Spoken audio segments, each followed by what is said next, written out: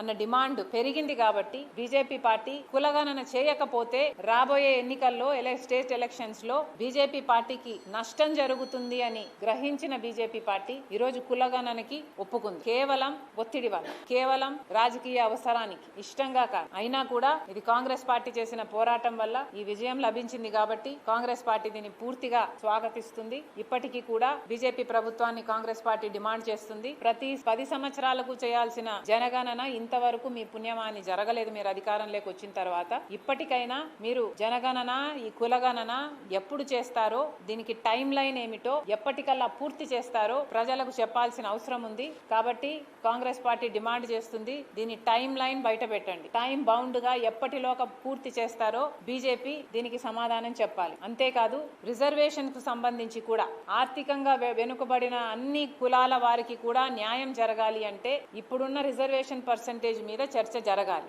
ఆ రిజర్వేషన్ పరిమితిని పెంచాలి. దీని మీద కూడా పెద్ద ఎత్తున